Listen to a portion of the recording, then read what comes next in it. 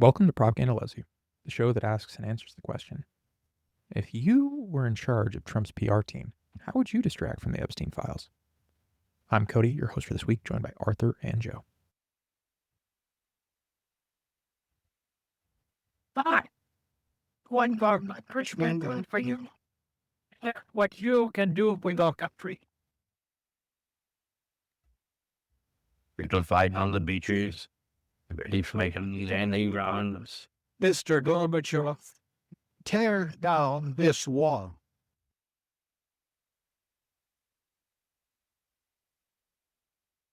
Well, welcome back to Propaganda Loves You. This week, we are going to take a look at the big story that I think pretty much most people are covering, and that's the most recent update of documents released related to Epstein and Trump. The way that we kind of want to look at this today is from the lens of what's been released, what some of the experts or news outlets are actually saying about the documents, and then kind of looking at what the Trump administration has done from a lens of either covering up or distracting from the release of this information and trying to dilute it. So that's kind of like the focus for today, those three big things. But kind of before we get into that, if you guys want to do a quick hypothetical, like if you were in the situation of like the administration here, what do you think you would be doing in this scenario if you really didn't want, like we won't even say it's like these specific files, but let's just say, you're trying to distract from the release of some sort of files that are very damning against you or a client that you had. And let's say, hypothetically, you were the president of the United States. What, would you do, I guess? What tactics might you take to distract from the release of files that might be considered damning or incriminating? What might you guys recommend the president do in that hypothetical scenario? I'm sure that there are people, unfortunately, in the room painting a scapegoat of a false enemy, false flag, get into another war, right? Maybe that's why he's bombing, Venezuelan ships. Okay, so you're going to start a war, Arthur. Is that what, is that what I'm hearing? I mean, yeah, that would be the recommendation, I guess. Yeah. Yeah, that tracks with the typical tactics. I feel like every time the citizenry gets a little too rowdy, they stir up another war to try to rally everybody behind it. I feel like when I think about information and stuff like this, and like how do you contain or control the fallback from state secrets being released that are damning to you, it's a little bit like oversaturation of information. I feel like a lot of secret information hides in plain sight, either through legalese and incredibly dense language that's really hard to parse. I mean, just try to read the tax code and make it make sense. It's written that way on purpose. But there's also just the tactic of overloading all of the networks with so much material, so much information, so many different stories that all of it's like trying to watch a single drop of water down a white rapids river. Like, it's impossible when all this other stuff is going on at the same time. So create as much noise and chaos and competing storylines in the media as you possibly can, including wars, scandals about other people, baseless accusations against your political enemies. All this stuff is pretty standard. Covering them on all fronts. That's pretty good. Unfortunately, they're doing that too, though, I guess. I was going to say, have you guys considered a career in public relations? That might be, something that after this you could take on.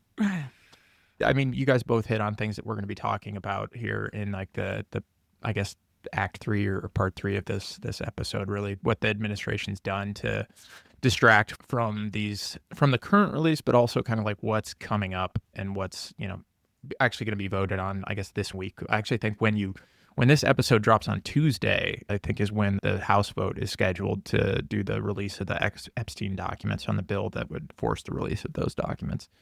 So I guess at this point, before going into the specific details, I just did have one kind of small personal update. We had enough snow, so we actually got to do opening day this weekend at Whiteface. So got to go skiing yesterday. That was pretty awesome. Is that the place where you went after last season and they do something? Oh yeah, What? the pond skimming. Yeah, the pond skimming. Yeah. Yeah. That's the same mountain there. Yeah. Yeah, it's like 30 minutes, so it's not too far away for us. But it was nice, like get out there before Thanksgiving, and we're still getting snow, and now I've got ice dams building up again at my house, so that's awesome. But yeah, just figured I'd share that with you guys. And then one other thing I wanted to mention, because I was looking at the numbers before we started this episode, we now have 6 states with over 100 downloads. Washington and Texas were the most recent that just broke the 100 download mark. 2 states in the 200s with Maryland and Virginia. Maryland's at 235, Virginia's at 275. California just broke into the 300s, so they're sitting at 304, and New York is at 850 right now. Oh my God. So we've got This is like data for where we're going to organize our podcast, come together. Yes, yeah. So whatever states have the most, we'll do a tour through each state. Each state that breaks 100 or 1,000, who knows? We'll see someday. But yeah, just interesting stuff there. Still looking for people in Idaho, South Dakota, Mississippi, West Virginia, and a couple Northeast states there as well.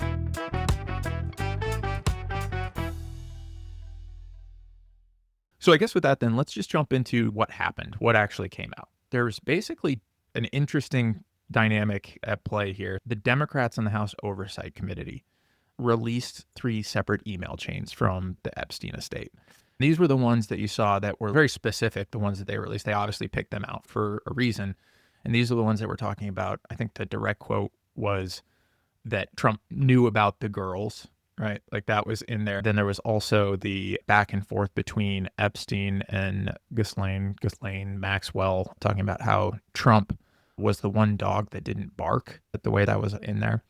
I won't go through all the details on that because I'll read through some things that has more information on it. But that was what was released by the House Democrats. The Oversight Committee was this 3-chain email that was really specific, kind of trying to, the narrative I think is pretty clear what they were trying to build with that, which is like Trump is continuing to lie about his relationship with Jeffrey Epstein. It went longer than he says it did. And also he had much more information about the actions that Epstein was taking than he's letting on, right? That was kind of the narrative that they were trying to build with these emails. And then as soon as they released that, the Republicans on the House Oversight Committee released almost 20,000 documents associated with Jeffrey Epstein that came from the estate. And so what I just found interesting, this goes actually, Joe, to what you said, like flood the zone, flood the environment, right? Like it's two very different tactics being taken here, right? The Democrats are trying to do a very surgical precision. Here are the few things that we want to release to try and garner the most headlines, while the Republican Party is basically pushing out flooding the zone, releasing everything, trying to dilute any truth. And what they're saying is add context to the emails that were selected by the Democratic committee to release. And so this occurred, I think, on like November 12th. It was basically like, Wednesday, right? It was all these documents were being released. And this is in the backdrop of the shutdown just ending, with the Democrats basically giving the Senate Democrats like folding essentially, right? And the vote, because of that shutdown stopping, a U.S. representative from Arizona, what was her name? Adelita Grijalva. I'm bad with Spanish pronunciation, but Yeah, I didn't know if the Grijalva. Yeah. And so while the government was shut down, Mike Johnson, Speaker of the House, refused to sit this elected representative because she had basically said that she will be the final vote on the discharge petition that would force a vote at the House to release all of the Epstein files.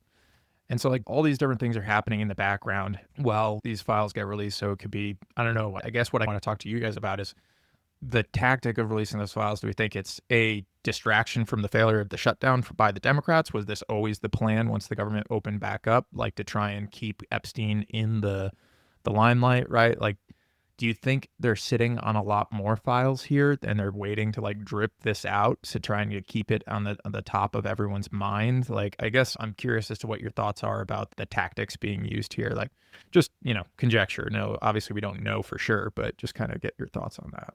Well, if it's just conjecture you're after, I won't try that hard to be perfectly precise. My feeling about it is just, I don't know, I've got the dawn of everything in my head, and just I'm working through this next chapter we're going to be talking about, and they're talking about the different ways that the different forms of domination that elites can have over a population of people, and one of them is control of information. And so I'm thinking about Jeffrey Epstein as a figure in the whole network of global elites, especially Western nation state elites.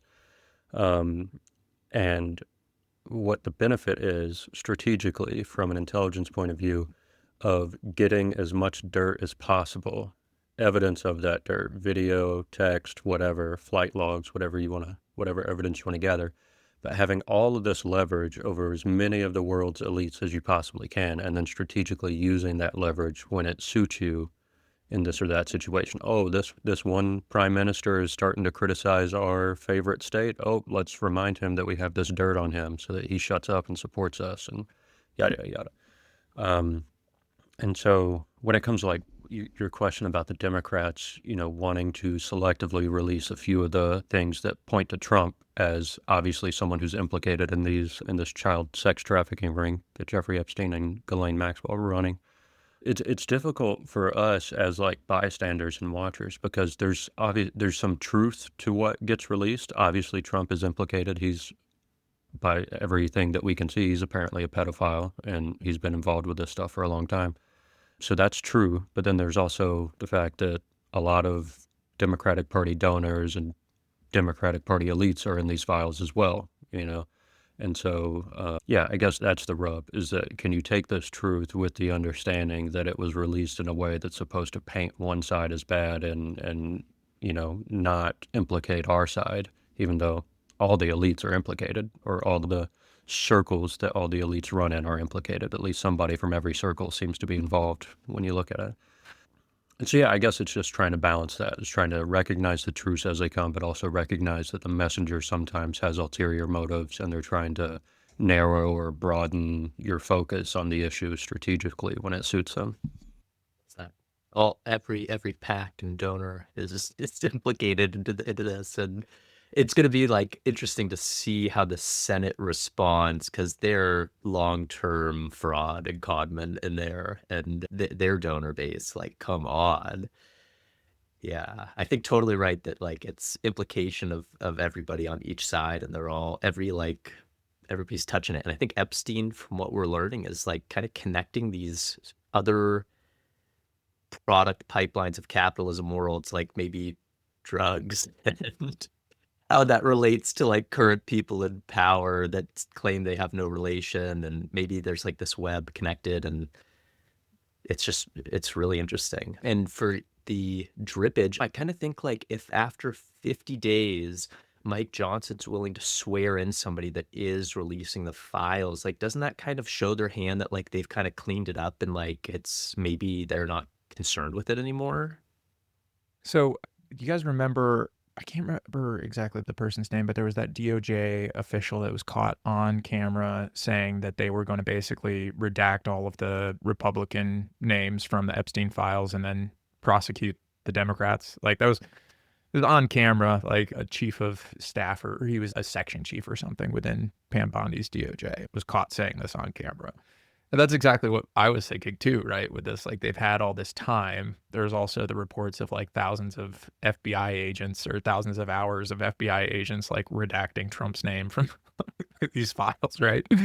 So yeah, Arthur, that's where my head was going with on the Republican side of this. Is it just a continual delay tactic while they're building up what the game plan is for once the actual files are released? Because I don't think they can stop it, right? Like they're probably like thinking about like, how do we mitigate? How do we build a story around this that our supporters will be willing to accept, or how do we implicate others rather than Donald Trump or anyone in the Republican Party?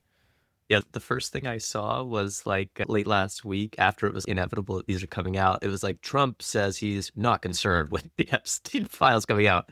And then it's like the same week he got Pam Bondi and everybody in his cabinet into the whatever chief room, and like, it's like, how are we going to deal with this? And they spent hours. It's just ridiculous. Had Boebert like come into the Situation Room to talk about her signature on the discharge petition. She Also held- kind of insulting how they, you just think about this from the average who might have supported Trump in the 2024 election, but also wanted to see the Epstein files released. I feel like there are a lot of people on the MAGA side who are also pushing for the Epstein files. And so they have this side of their base that wants to see these files and wants some story to come out that helps it make sense to them. But they've watched Trump's team and Trump himself flip the script so many times, change their narrative, change their approach. Oh, there's nothing there. There's nothing to see. Oh, there's this other thing. They've lost all their credibility with their base. Like if you're from that base and you have any bit of discernment about elites and power and the narratives they tell you, there's no way you still trust Trump's team to narrate the truth to you about these files. I feel like they've really burned their credibility with their core base in a big way on this story specifically. Yeah, and I think we talked about this when I can't remember what the other Epstein. I mean, there's so many Epstein-related controversies that have come out in this administration, but I think we talked about that. Like the core to a lot of the conspiracy theories that like QAnon and others had ascribed to was around like pedophile rings by elites, right? Like they went a little further with it. They were talking like adrenochrome and like all this other crazy shit, like eating children and whatnot. But like all conspiracies, right? There's always a core, or usually is some sort of core truth that they can point back to as the thing. And I think like that's so central. It's such a cornerstone of all those things that it's really hard to break that out of their identity, I guess. Does that make sense? Like you're so ingrained with this, I must protect the children, like all these crazy things I'm doing. What's the justification for it? It's like because people are hurting children, right? That's a noble justification for a lot of crazy shit to believe. So yeah, I guess I'm agreeing with you, and I'm wondering if that's why it's like a breaking point for a lot of that base there.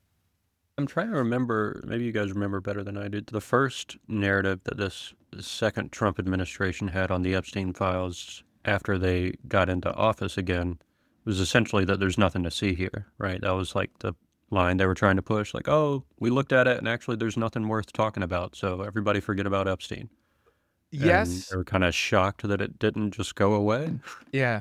But on the campaign trail, they were talking about like, we need to release this, right? Like they were talking up the Epstein files as something. Like I think when they got in, Pam Bondi said something like, it's on the Epstein client list is on my desk. Like they were still talking about it. And then they brought in a bunch of right-wing influencers and made a big show of giving out these binders of Epstein documents.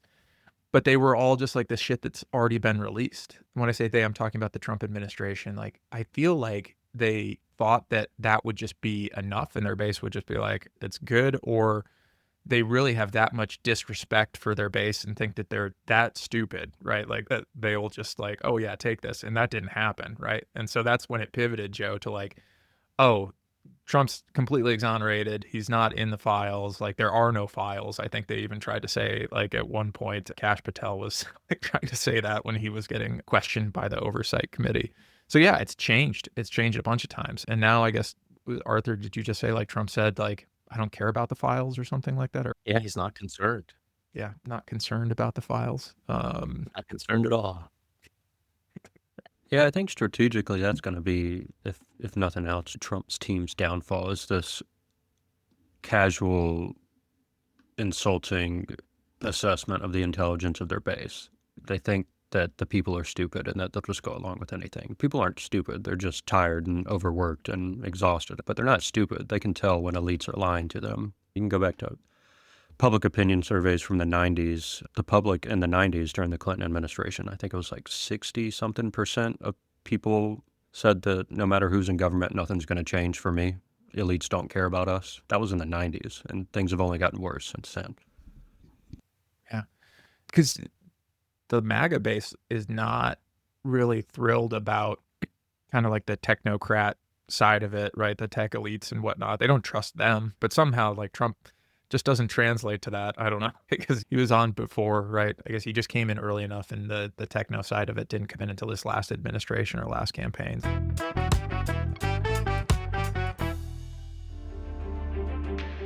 The digital world is vast, and the threats are complex. How can one parent possibly keep up with every app, every influence, and every decision? You deserve relief from that crushing responsibility. It's a full-time job just to monitor our children, and I want to keep them safe, but I already have a job. I don't want to come across like a helicopter parent, and honestly, I barely have any time for myself. The guilt was consuming me. Obey has the solution. Introducing the Parental Patch. This is more than just location tracking. It's a passive, subcutaneous monitor that provides continuous, real-time behavioral baseline metrics. It's really that easy. The locator monitors the child's physical and emotional state, predicting moments of high-risk engagement or compromised safety. The device automatically reports deviations to a central authority, removing the burden of manual intervention from you. It's total peace of mind. Now, I don't have to argue with my children about what they're doing. The system ensures they are safe, compliant, and always on the right trajectory. I just focus on loving them. The Parent Patch is the ultimate investment in your child's security and your own well-being. Obey. Offload the impossible. The Parental Patch is not a substitute for traditional supervision. Use may result in the minor's diminished capacity for spontaneous thought, aversion to non-algorithmic direction, and difficulty engaging in unscripted dialogue.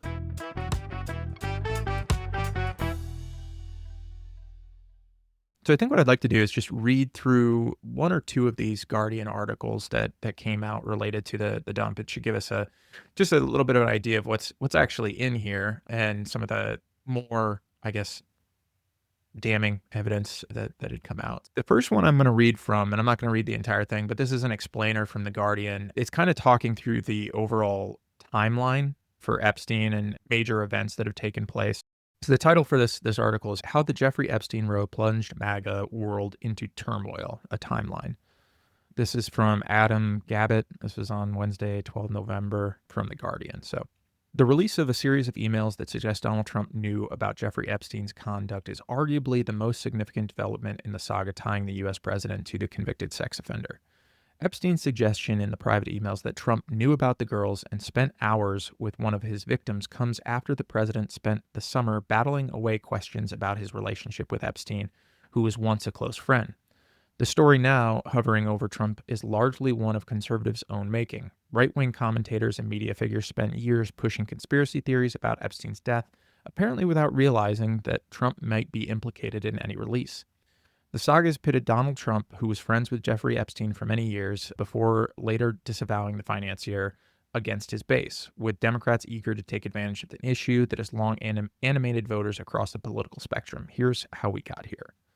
And so I'm not going to read every single thing in this. It's kind of a longer timeline, but I'm just going to read the headlines and I'll go into details on ones that are more interesting. So like Epstein was charged 6 July 2019 with federal sex trafficking crimes. Prosecutors allege that Epstein, who's taken into custody, sexually exploited and abused dozens of minor girls from 2002 to 2005 at homes in Manhattan, Palm Beach, Florida. This is when he went to prison during Trump's term. Less than a month later, 10 August 2019, Epstein dies in his cell at the Metropolitan Correction Center in Manhattan. That was ruled a suicide by hanging, but obviously there's been a lot of speculation as to the actual cause of death. On 11 August 2019, Trump shared conspiracy theories of Epstein's death. He shared a tweet from right-wing comedian Terrence Williams, which claims Bill and Hillary Clinton were involved in Epstein's death. After criticism, Trump doubled down, reporting the questions you have to ask is, did Bill Clinton go to the island? Because Epstein had an island. That was not a good place, as I understand it, and I was never there. Trump adds, so you have to ask, did Bill Clinton go to the island? That's the question. If you find that out, you're going to know a lot. Yeah. So I'm going to move forward here a little bit.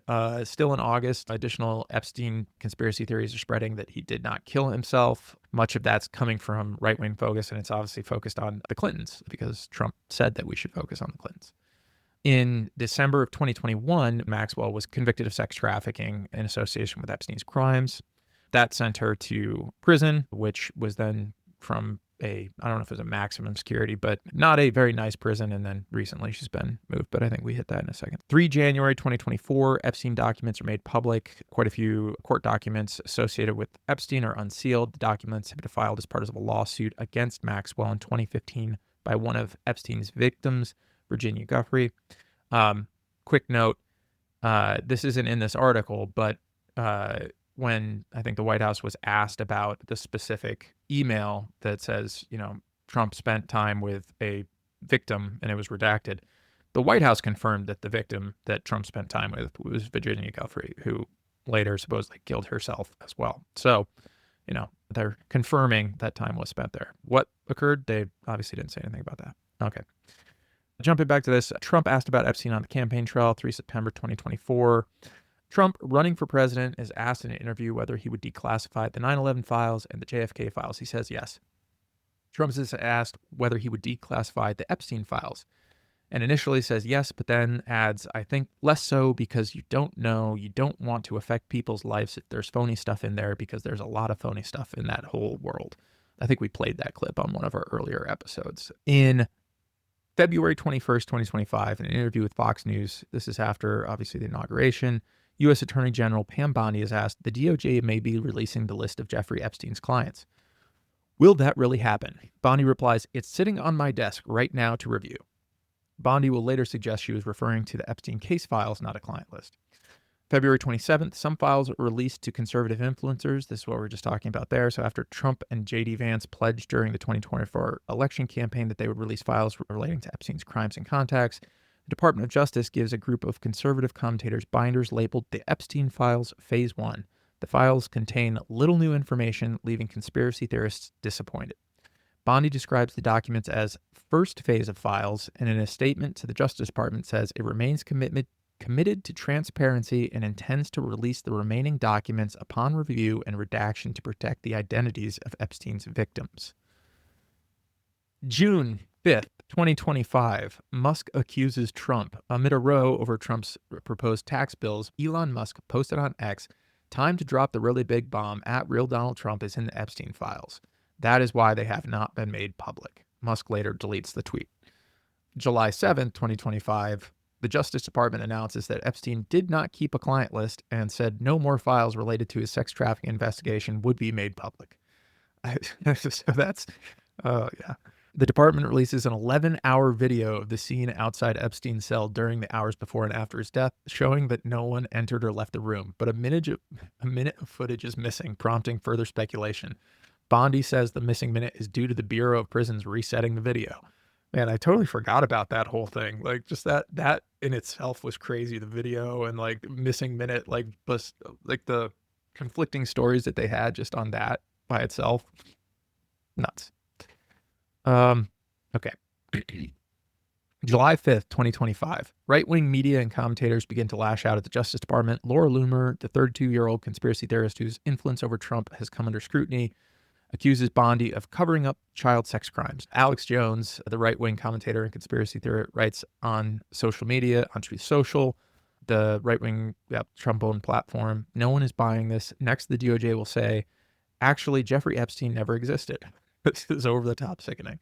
So moving forward here, on 9 July 2025, Dan Bongino, former podcaster turned deputy director of the FBI, who spent years pushing the conspiracy theories about Epstein's death, reportedly clashed Bondi at the White House. Bondi accused Bongino of leaking to news outlets after News Nation reports the FBI had wanted to release more information on Epstein months ago, but was prevented from doing so. Of 11 July, NBC News reports that Jingo is, I know I'm saying that wrong, but I don't care, is considering stepping down from his post at the FBI amid the Bondi row. Bongino is out of control furious. A source told NBC News this destroyed his career. He's threatening to quit and torch Pam if she's fired. Okay. 12 July, Trump calls for calm. I remember this one too. This is basically where he's saying, like, well, I'm just going to read it because it's still ridiculous. What's going on with my boys and in some cases gals? They're all going after Attorney General Pam Bondi, who is doing a fantastic job. We're on one team, MAGA, and I don't like what's happening. We have a perfect administration, the talk of the world, and selfish people are trying to hurt it all over a guy who never dies, Jeffrey Epstein. Trump adds, 1 year ago, our country was dead. Now it's the hottest country in the world. Let's keep it that way and not waste time and energy on Jeffrey Epstein, somebody that nobody cares about. The post, the first time Trump has been ratioed on Truth Social, more people comment on this post than like it, which typically suggests disagreement. All right. House blocks files release, 14 July 2025. So after, what we just read with DOJ and everyone saying they're committed to transparency and releasing these files previously, now, House is blocking it. Republican lawmakers moved to block Democratic effort to force the release of the Epstein files. Republican members of the U.S. House Rules Committee vote down a Democratic-led amendment which would have allowed Congress to vote on whether the FBI Epstein evidence, which includes microcassettes, computer hard drives, DVDs, and CDs, should be released. 15 July, Johnson broke with Trump. Mike Johnson, the Republican House Speaker and fierce Trump ally, calls for Epstein documents to be released. It's a very delicate subject, but we should put everything out there and let the people decide on it, Johnson tells a right-wing podcaster. The Speaker joins a small but growing number of Republicans demanding documents be made public. Chip Roy, Thomas Massey, and Ralph Norman, Republican members of the House, all demand more information to be released. Trump calls anyone interested in the Epstein files bad people. Asked why his supporters are so interested in the Epstein case, Trump says, "I don't understand why Jeffrey Epstein case would be of interest to anybody. It's pretty boring stuff. It's sordid, but it's boring. I don't understand why it keeps going." Trump adds, "I think really only pretty bad people, including fake news, want to keep something like that going." Then continues, "But credible information, let them give it. Anything that is credible, I would say, let them have it." Now we're getting into more recent, so yeah, just some things here. So that was, I guess, that was the big bro in July, was related to the initial files that were released and didn't have what they wanted in it. So as of 8 September, this was when we got the birthday book, Epstein birthday book, and the scrapbook that was given to Epstein for his 50th birthday that include a message bearing Trump's signature inside a sketch of a woman's torso. The message depicts an image. Imagine conversation between Trump and Epstein concluding, "Happy birthday, and may every day be another wonderful secret." Trump's name and distinctive signature appear below. The White House claims the signature is not Trump's, despite it appearing identical to numerous public examples. And that brings us to the 12th. So this last Wednesday, emails suggest Trump knew about Epstein's conduct. Democrats release 3 of Epstein's email exchanges that suggest Trump knew about the disgraced financier's conduct. In a message sent to Maxwell on 2 April 2011, Epstein describes Trump as the dog that hasn't barked. Epstein writes that Trump spent hours at my house with one of his sex trafficking victims and notes Trump had never once been mentioned in connection with his crimes. Maxwell replied, "I've been thinking about that."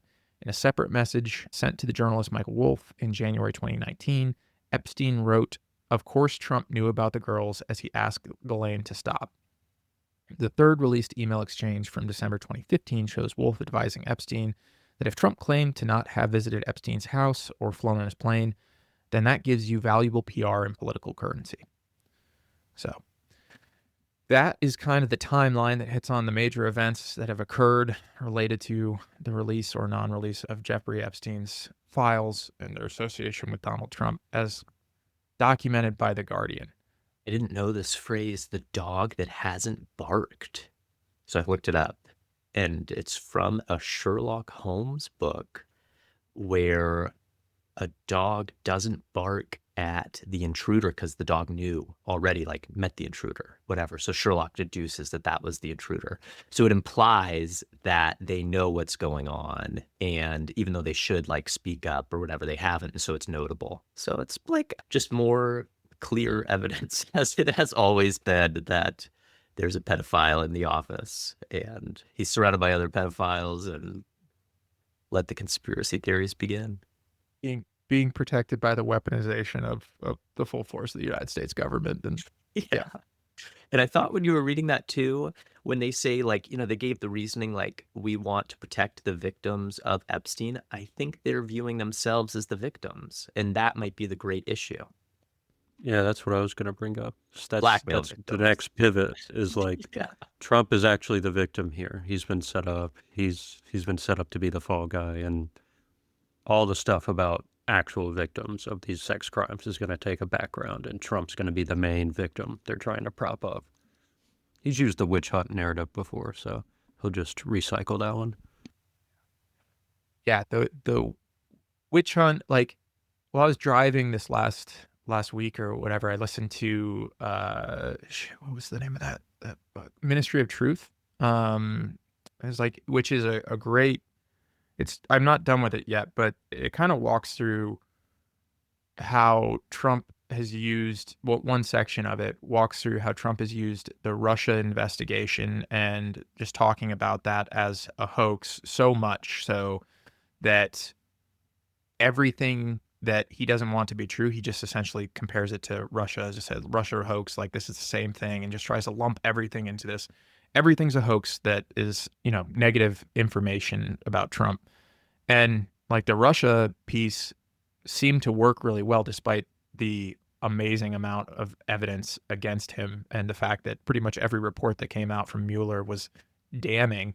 But what he immediately did was just claim that it exonerated him, like right away. Like it doesn't matter what's in it. It doesn't matter what any faction of reality has. As long as he says it loud enough and often enough, and then just continues to tie everything back to that as if everything was a hoax. Yeah, I don't know where I was going with that other than like, it's definitely a tactic that he's continuing to use there. Yeah, I think it's a mistake because it's like the different contexts mean that it can work in the Russia sense because it's so like national security stuff, foreign affairs stuff. A lot of these conversations are hard for average people to wrap their heads around because it's not the stuff that gets talked about in the news all the time. It's surrounded in all this stuff about credentialed experts, national security experts. You just have to trust. And so average people don't really entertain those conversations that much because it just feels kind of complicated and too messy and hard to figure out. But we're talking about pedophilia and a child sex trafficking ring, which is a much easier situation to recognize as awful. And if Trump's implicated in it, they're not just going to be like, oh, I don't know, foreign policy is complicated, I don't really get it. I don't think it's just going to blow away as easily as the Russia stuff did for them. You know, hopefully, maybe someday, if that actually does come out, like the truth with this, like the files get released and it's like so damning, which it clearly is by how much they're fighting against this, right? Like it's got to be the most damning stuff ever if they're pushing back this hard against it. I mean, Trump has been able to brush off so much stuff, right, up to this point. I wonder if that does come out and it's pretty much universally accepted as the truth. I'm sure some people will still push back. Does that make anyone revisit the Russia hoax? Does that make anyone question like what they previously accepted as truth if they get that one thing to break through?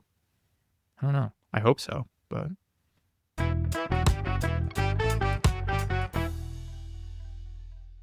please stay tuned for a word from our sponsors. When instability is no longer just a rumor, where does the discerning patriot rest?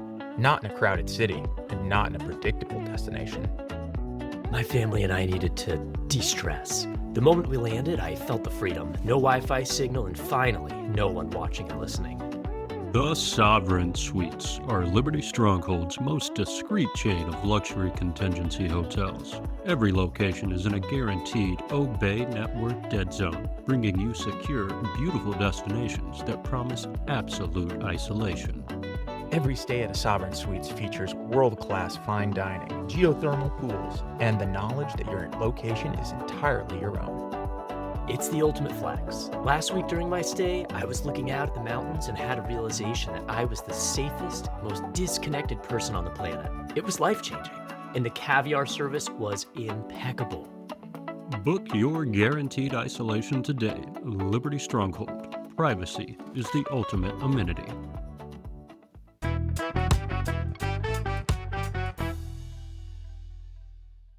I just dropped the link for the drop site report in the chat. So yeah, when it comes to like really, like what I was saying earlier about just overloading the media with a ton of information and, you know, you get 20,000 emails and average citizens are expected to sort through it and figure out what the story is. It is important to find journalists you trust to do that kind of digging and narrative putting together and whatnot. But that's how secrets get hidden in plain sight, is authorities just make it so dense and complicated and messy that they just assume no one will put in the effort to put a meaningful narrative together. And so DropSite has been covering a lot of the Jeffrey Epstein connections with the state of Israel specifically. And so this is a report from 11 November last week by Ryan Grimm and Murtaza Hussein. So they have a few paragraphs at the beginning that kind of do an overview of all the reporting they've been doing on the Epstein files. But if you scroll down past that picture of Ehud Barak and Leon Panetta, I'm going to start reading from there. So this report is called Israeli Spy Stayed for Weeks at a Time with Jeffrey Epstein in Manhattan. Leaked emails show Epstein working on a wire transfer to Ehud Barak's top aide, Yoni Koren, who regularly stayed at his apartment. So Ehud Barak was a former prime minister of Israel. So the report goes, an Israeli military intelligence officer stayed at Jeffrey Epstein's Manhattan apartment on at least 3 occasions, including once in February 2013, while working as a senior aide to then Israeli Minister of Defense Ehud Barak. Yoni Cohen made his intelligence career working in covert operations alongside the Mossad and remained a lieutenant colonel in reserve duty after he officially left the intelligence directorate. He stayed in Epstein's apartment again for 2 weeks in October 2014 and a third time for 10 more days in September 2015. DropSite compiled evidence of these from schedules released by the House Oversight Committee last month and Barak's hacked emails originally released by the Handala hack team and later shared by Distributed Denial of Secrets. On all 3 trips, Cohen appeared to be conducting official or unofficial business. A Times of Israel article from late January 2013, a few weeks before Cohen's first documented stay, identifies him as still actively serving as the bureau chief for the Israeli Ministry of Defense. After Barak's retirement from government, Cohen continued to serve as an informal intermediary between the American and Israeli intelligence communities, with Barak acting as his handler. Email records show Barak using Cohen as an intermediary to exchange information with Amman, the Israeli military intelligence directorate. Cohen was also active in Epstein and Barak's efforts to source cybersecurity startups from the technology research units of Amman, demonstrating how enmeshed in Israeli spy networks he remained. In February 2015, leaked emails show Barak sending Epstein bank details for funds to be wired to Cohen's Citibank account. The purpose of the wire transfer is not known. DropSite was unable to confirm if the funds were successfully transferred, but the bank transfer information was followed by an unusually cryptic communication between Barak and Cohen regarding handoff of a physical bank card. Cohen helped arrange a private tour of the White House and Pentagon for Barak and his grandchildren, which took place a few days later. The Pentagon trip was coordinated by Jeremy Bash, former chief of staff of the Central Intelligence Agency and the Department of Defense, as well as the ex-husband of CNN host Dana Bash. Cohen and Bash helped to exchange messages and arrange meetings between their respective bosses, Barak and Leon Panetta, the former CIA director and Secretary of Defense. On February 14, 2015, Barak sent a note to Epstein. It said, "Hi, Jeff, will you be in New York during the coming week?" Barak wrote. Epstein replied, "I'm flying back to New York Tuesday to meet with you." Epstein's personal calendars, released by the U.S. House Oversight Committee last month, shows that they ultimately met on February 19th at 5 p.m. But the 2 men had a second last-minute meeting that wasn't reflected on calendars released by Congress. According to hacked emails, Barak arranged an urgent appointment with Epstein on February 20th, writing, "Are you still in town? Can we meet again for 30 minutes today or tomorrow?" Epstein's meetings had run late the previous night, and he'd already missed his flights to Paris, but he agreed to meet. 3 days later, on February 23rd, Barak sent Epstein an email titled Yoni Account Info, containing wire transfer details for a Citibank account belonging to Itzhak Cohen. And then they include screenshots from that email. The purpose of the wire transfer is not apparent from the email records. That Saturday, February 28th, Barak sent an unusual email to Cohen containing detailed instructions to pick up a package from the Hyatt 48 Lex Hotel in Manhattan's Midtown East. According to the email, Barak purchased red Beats by Dre headphones on February 24th, the day after sending Epstein the bank details. Barak instructed Yoni to collect a package containing the headphones from the hotel and return them to an Apple store on the Upper West Side. According to Barak's message, attached to the box was an envelope with a receipt and a bank card. Barak wrote to Cohen, "To get a refund in cash, you'll need the card. Email me when you collect it." Barak's request was highly unusual. For one thing, it was in English. Across hundreds of emails exchanged between Barak and Cohen in the leaked email dataset, the 2 men communicated almost exclusively in Hebrew. It was also unheard of for Barak to request Yoni to run a mundane errand, and the timing of the exchange also raises a red flag. After purchasing the headphones and leaving them for Cohen, Barak was scheduled to leave the country. Cohen seemed to immediately understand Barak's request, and he agreed, writing back in Hebrew, "No problem." Barak replied with a woman's name, Rachel Levitt. This name doesn't appear anywhere else in Barak's emails, and it's unclear who or what he was referring to. The next Monday, March 2nd, Cohen collected the package and reported to Barak that the card had been credited with the funds. Barak instructed Cohen to keep the card, and they made arrangements to meet in Israel. On March 12th, after a brief trip to London, Barak landed in Tel Aviv and immediately emailed Cohen asking to speak on the phone. Sometimes an earphone is just an earphone, but Barack and Corrin had good reason to write emails in coded language. Documents leaked by Edward Snowden just over a year prior revealed that the two men were major counterintelligence targets for the United States, and the NSA had been snooping on their messages. Corrin's intelligence career began in the research division of Amman, the IDF's military intelligence directorate, eventually rising through the ranks to become a senior officer. In 1985, Corrin worked on a covert campaign with Mossad to help Syrian intelligence kidnap PLO operatives traveling from Cyprus to Lebanon. Corrin described the operation in an interview with Israeli New York Times journalist Ronan Bergman for his book Rise and Kill. He was also an assistant to Israel's military attaché in Washington, coordinating senior Pentagon contacts like Colin Powell, then the chairman of the Joint Chiefs of Staff.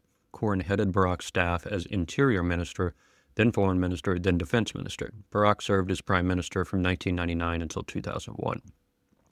After Barack's retirement, Corrin was a covert fixer in Washington who enjoyed special access to senior national security figures, including Leon Panetta and his senior advisor, Jeremy Bash. Panetta went straight from director of the CIA to defense secretary under former President Barack Obama, was Barack's U.S. equivalent. As soon as Barack left the Israeli government, Corrin became a key go-between for Barack and the American and Israeli intelligence communities.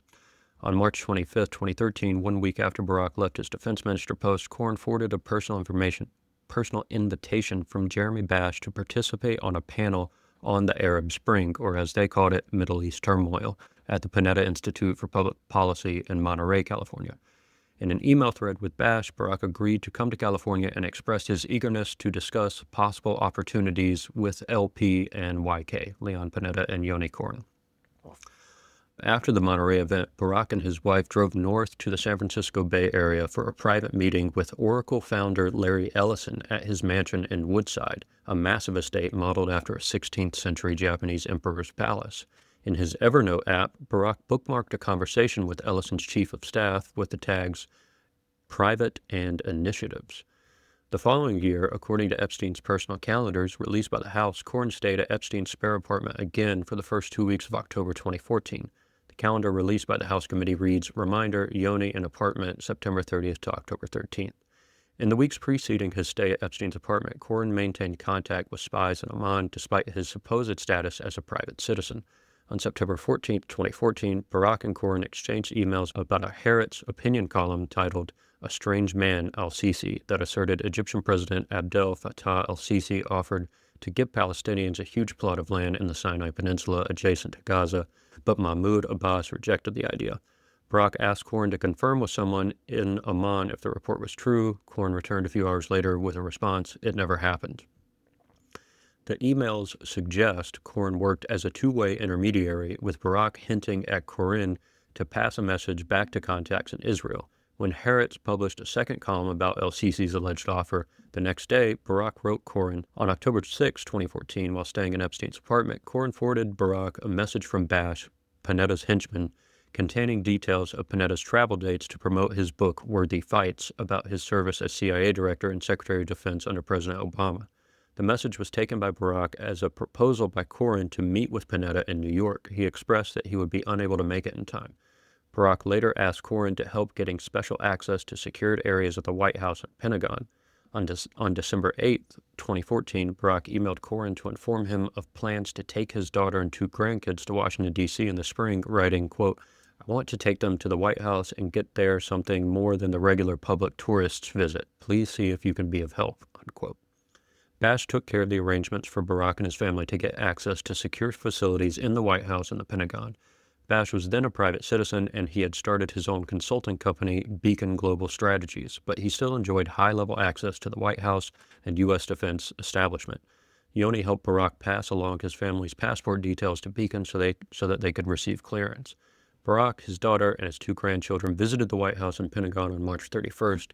They received a Secret Service escort and a guided tour from Yael Limpert, a special assistant to President Obama, and the National Security Council Director for the Levant, Israel, and Egypt. Limpert later negotiated the largest military aid package in American history, a 10-year, $38 billion package for Israel in 2016. The Pentagon visit was coordinated by Eric Lynn, another senior advisor to Panetta, who arranged for a private tour by Laura Updegrove, the Defense Department's Israel Country Director. A few weeks after the visit in April 2015, Lynn emailed Barack details about fundraising for his congressional campaign in Florida's 13th district. Barack forwarded the message to Corrin asking, "What should be done?" Yoni replied, "You don't have to do anything." Lynn lost. The seat is now held by Republican Rep. Anna Paulina Luna, who spearheads the House effort to release the Epstein files. Lynn did not respond to requests for comment. Yoni Corrin died of cancer on January 8, 2023. His career of service to Israel ran exactly parallel to Barack's, albeit in the shadows. He remained one of Barack's most trusted advisors and closest confidants throughout his military and civilian careers. Barack did not respond to a request for comment, neither did Jeremy Bash. On Corrin's passing, Barack wrote a eulogy for Corrin, calling him, quote, "a talented intelligence officer who, with endless loyalty to the role, the IDF, and the state, a brave man who knew no fear even when he stood in front of the forces of evil," unquote. And that is the end of their report about this Israeli intelligence official, Yoni Corrin. I kind of wanted to read this. It's an example of the kind of journalistic work that's necessary to make sense out of all the messy details. You know, you get a trove of thousands and thousands of emails to sort through, and you have to put together a meaningful narrative. This is what an example of one of those narratives looks like when you start drawing a thread through all the mess, right? Like, I don't know, it kind of seems like at that level, nationality gets transcended in a way, and there's just this more or less global network of people with similar interests from multiple states working together. And from the average person's point of view, we don't really expect to see that. We expect American stuff to be kind of siloed and Israeli intelligence stuff to be kind of siloed, and maybe there's a little bit of collaboration, but this kind of sharing secrets, sharing apartments, giving favors and things like that, I don't know. I thought it was a glimpse into that really intricate web of collaborators across nation states. But yeah, just interested to see if you guys have any thoughts about that. Like the first thing that kind of popped into my mind, like I know there's been a lot of rumors and connections between Epstein and Mossad and Israel in general. Just as like a thought experiment, I was thinking like, who would I let stay in my house? Like, like out of the people that I know, like I feel like there's like a group of people that I'm very close to that I'd be comfortable staying in my house or a property that I owned. But outside of that group of people, like I'm having a hard time understanding like how that connection gets made, like where that, how well did they know each other? Like what, like were they high school friends? Like what is it that made him that comfortable to allow this person to stay at his house multiple times? At the same time, if you're traveling as an intelligence professional or something like that, you're not going to stay in a location that you don't feel safe in, or you feel there might be a concern of being tapped, listened to. I mean, they talk about it in that article there, right, Joe? Like they were concerned about being spied on by some of those targets. So, like, I guess in my head, there's the two big questions, like, how comfortable do you have to be with someone to let them stay at your house? And then two, like, why would an intelligence professional from another country feel comfortable staying at Epstein's house, right? There's a reason that he's comfortable staying there. Those are the things that popped out into my head. Yeah, it shows like a web of interconnection between things that we used to think were not connected. And it runs deep. It's like pretty scary. This is like one example. And this is like kind of showing Israel making an effort to infiltrate foreign politics and influence them like pretty heavily. It's not like it's no wonder Epstein's dead. This guy's connected everywhere. You can't let this guy, the central spider, like be alive. And it kind of shows like maybe the American Israel pact is the one threatening the Republicans to keep this quelled. Like, is that far? Not just the Republicans. Yeah. Yeah. I was trying to, I can't find it fast enough, but I remember learning that Ghislaine Maxwell's dad was like a former Mossad agent or connected with Mossad in some way. It's not like, I don't know, people were like, I'd heard stories about this for a long time, but now that all the emails and stuff are coming out, journalists are actually putting the pieces together, and it's out of conspiracy theory territory and into reported fact territory. But it seems that Jeffrey Epstein's whole child sex trafficking operation was a useful honeypot intelligence gathering service that turned into this whole blackmail operation, basically. Like, if you have recorded evidence of all these, nation state elites performing child sex crimes, then you've got incredible leverage over them when you need it. And yeah, that just seems to be what the operation was all about on one level.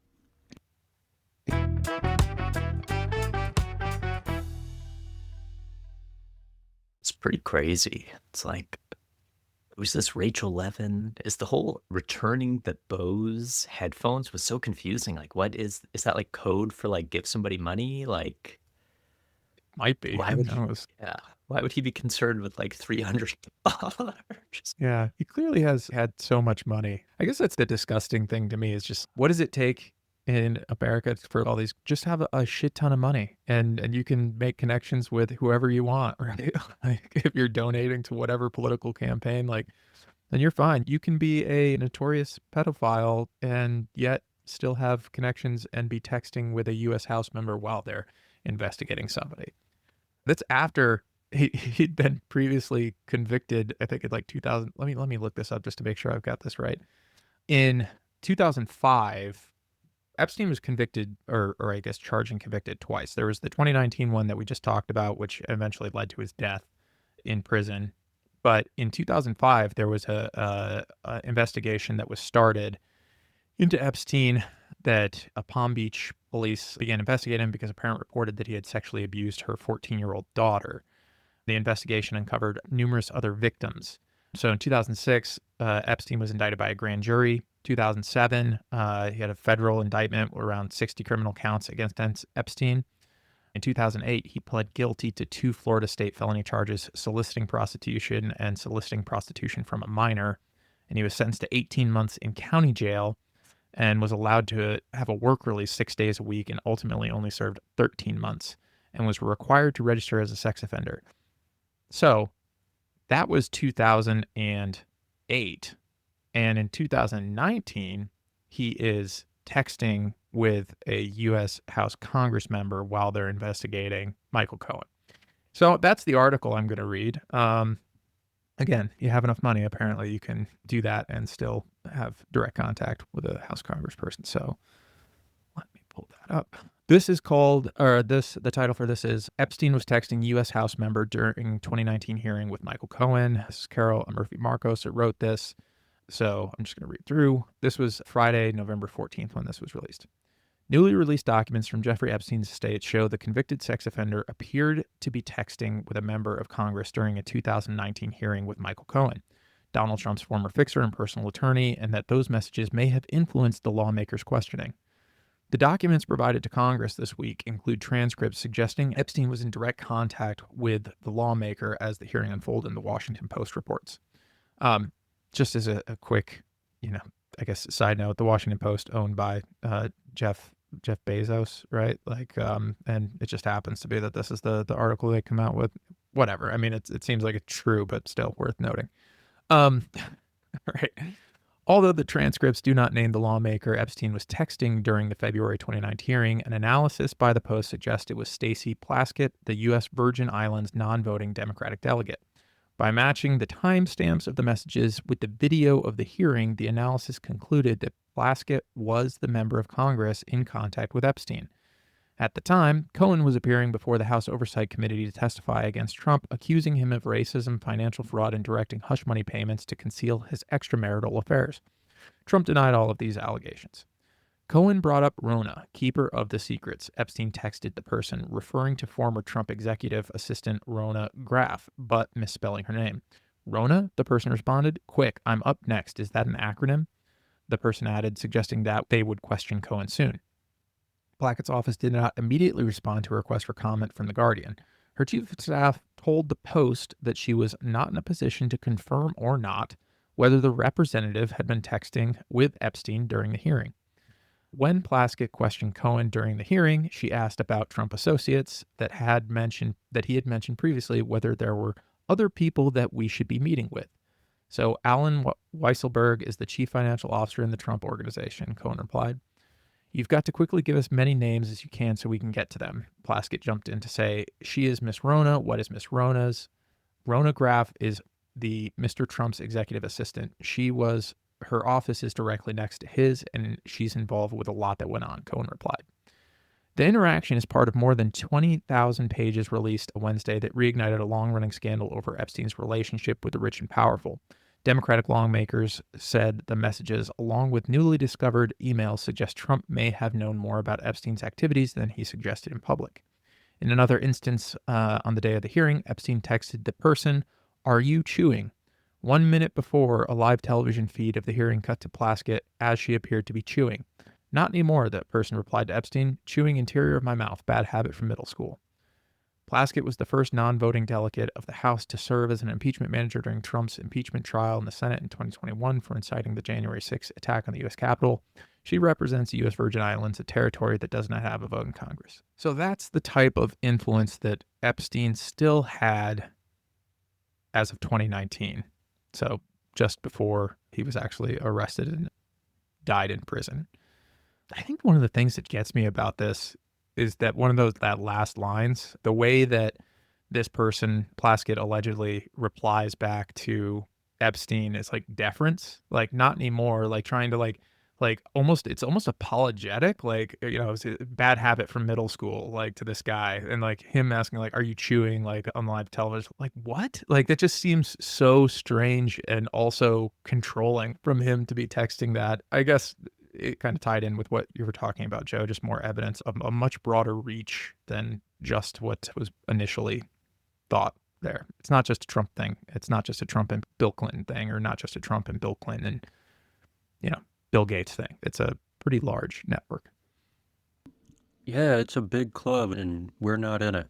My wife was saying something the other day about some stuff she was seeing people reporting about from these emails, and it kind of seems like, and this report you just read is in line with that Epstein was kind of like a high-level consultant slash emotional laborer for the elite in a lot of ways. Like she was telling me about some other, I think it was some politician, I can't remember the name of the person, but they were basically texting Epstein asking for advice about how to ask out a girl. And like just the kinds of things that he did consulting wise for all these people. It's insane. Yeah. Like he was not only doing this whole blackmail honeypot operation, but he was also just, how many text chains is he carrying on with all these different people, just giving them advice about this or that situation? That kind of work like that's someone's work every day, is just to help elites figure out their stupid problems. It's a weird world. It's a very weird world we're living in. Isn't Epstein's island in the Virgin Islands? Like, isn't she his representative in a lot of ways? Yeah, Little St. James is in the Virgin Islands. That's what I thought too. Like, so weird. It was sold to some billionaire who I'm sure had incentive to buy it. My dad came to Whiteface yesterday while we were skiing. I think we were joking around. I said that once the Epstein files are released and everybody's named and we know like who all is guilty, they should just all be sent to Epstein's island, and then we should quarantine around it. like so no one can leave, no one can go in, and we'll just airdrop like, I don't know, rice and beans to everybody there, and that's it. That's what they get for the rest of their life. No staff either. Like No. they have to work it out among themselves who's going to be serving whom, but it's all the corrupt elites serving each other at that point. Like, You want them to die? They're not going to know how to make rice. What? I mean, they can figure it out. I don't know. At the same time, we can put up a bunch of cameras and we'll just make a reality television show out of it. It'll be, I'm sure people would love that. How quick does that turn into Lord of the Flies?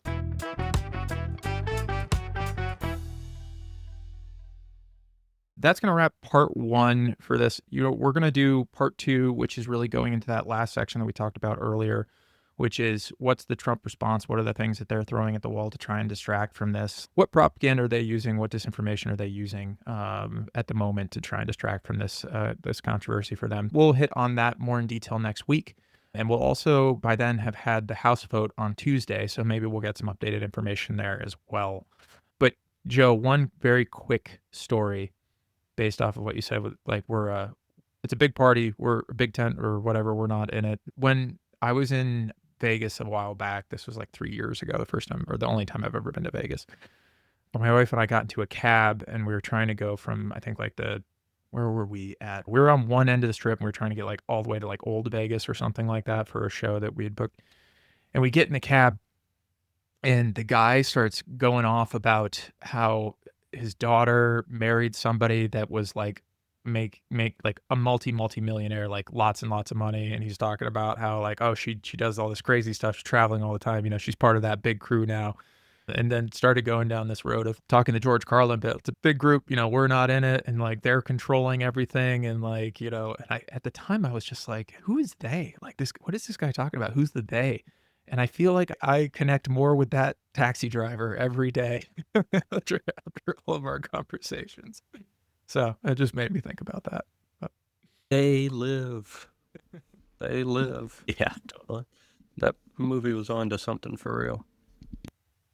Yeah. absolutely. Yeah, I don't know, Joe, you said something earlier where it's like, yeah, it's obvious this is like class. It's a class, like after a certain level of elite, like it's like borders get erased and they don't give a shit. It's like they use that shit to like separate all of us and they don't care at all. Seriously, that's what's so gross about all the nationalistic propaganda at this point. Is you know the elites don't really care. They are loyal to the largest multinational corporations you can think of. They're not loyal to they don't care. Like that's what NAFTA is about. That's what all these trade agreements. They want their corporations to be able to pursue resources and cheap labor wherever they can get it. They don't care about national borders when it comes to wages or working conditions or anything like that. Only when it comes to what information they can control. But yeah, it's hard to stay sane trying to wrap your head around. Like it's hard to just not be like, what is going on? Oh my God! Like it's a lot for individuals to try to understand and stay sane with. So yeah, I don't know. I don't have any soothing thing to say. I just feel kind of insane when we talk about it more and more. It's just I don't know. Yeah, I'm right there with you, especially about like the Epstein stuff is the thing that kills me because you know there are a lot of people out there that have seen those documents. You know, like you absolutely there's it's not a small group like when they're that widespread in the FBI, and it's like just the fact that they're still like kept under wraps is just infuriating with how I guess terrible the crimes are, right? Like and just brush it under the rug because if you've got enough money, then yeah, it's fine, I guess. All right, let's see. How do we pivot this to something that's not depressing for like, well, I guess the good news. Join us for book club where we're next time going to talk about why the state has no origin and it's just different forms of elite domination over the masses all the way through history, and how the modern nation state is just a weird combination of 3 different forms of domination that came together. I think the book in some big abstract ways helps us understand a little bit more about what's going on. I've been appreciating some of the framing we've been getting out of Dawn of Everything, so maybe that'll be a more pleasant conversation on Wednesday when we do that one. That'll come out on Thursday, and that's going to be chapter 10, right? We're doing chapter 10 Thursday. Yeah. And then next week, we'll do a follow-up to this, and we'll see what happens on Tuesday. Maybe we'll get, good news Tuesday, and yeah, that's what we hope for.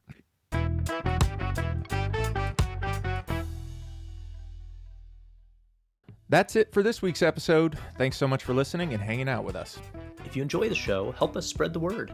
Leave a rating or review and share it with your friends, family, or anyone you think would get something out of these conversations. Your ratings, reviews, and shares help this show grow, and the more people listening, the harder it is for propaganda to win. So until next time, Stay aware, stay safe, and remember, propaganda loves you.